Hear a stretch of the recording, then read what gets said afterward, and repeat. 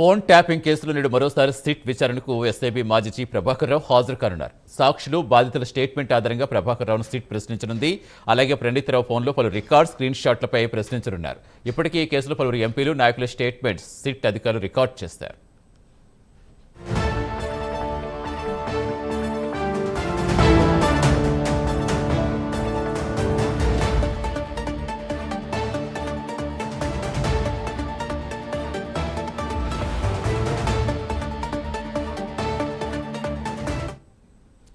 Phone tapping కేసులో నేడు మరోసారి సిట్ విచారణకు ఎస్ఐబీ మాజీ చీఫ్ ప్రభాకర్ రావు హాజరు కానున్నారు. పూర్తి సమాచారం ఇచ్చేందుకు మా కరెస్పాండెంట్ ప్రవీణ్ జరుగుతున్నారు. ప్రవీణ్, కంటిన్యూగా ప్రభాకర్ రావును ప్రశ్నిస్తూనే ఉన్నారు. ఏమైనా సమాచారం రాబడుతున్నారా? అసలు ఆయన సహకరించట్లేదని కొన్నిసార్లు చెప్తున్నారు. అసలు ఇప్పుడు సహకరించే అవకాశం ఏమైనా కనిపిస్తుందా?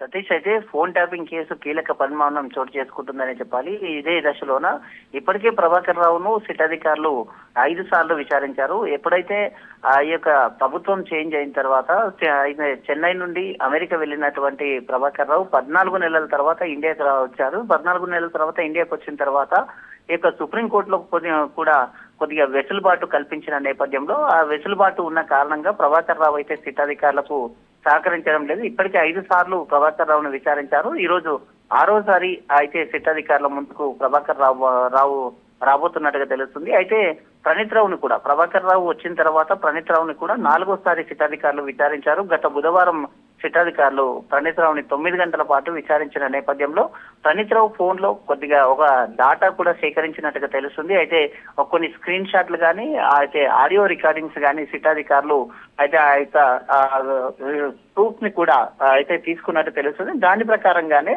మొత్తం టోటల్ గా అయితే ఈ రోజు ప్రభాకర్ రావుని ప్రశ్నించే ఆలోచనలో కూడా ఉన్నట్టు తెలుస్తుంది. అదేవిధంగా ఎవరైతే సాక్షులు, బాధితులు ఉన్నారో సాక్షులు, బాధితుల నుండి కూడా వాంగ్మూలం తీసుకున్నారు కాబట్టి సాక్షులు, బాధితులు ఇచ్చినటువంటి వాంగ్మూలం ఏదైతే ఉంటుందో ఆ వాంగ్మూలం ఆధారంగా కూడా ఈ రోజు ప్రభాకర్ రావుని మరోసారి సిట్ అధికారులు అయితే విచారించబోతున్నట్టు తెలుస్తుంది. ఏది ఏమైనా ప్రభాకర్ రావు సిట్ అధికారులకు సహకరించడం లేదనే ఉద్దేశంతోనే అయితే సిట్ అధికారులు కూడా ఈ యొక్క సాక్షులు, బాధితుల అయితే ఈ యొక్క వాంగ్మూలాన్ని అన్నిటి కూడా సుప్రీంకోర్టులో ఉంచేసి ప్రభాకర్ రావుకు వెసులుబాటును రద్దు చేస్తే గానీ సిట్ అధికారులకు సహకరించడానికి నేపథ్యంలో సిట్ అధికారులు ఉన్నట్టు తెలుస్తుంది.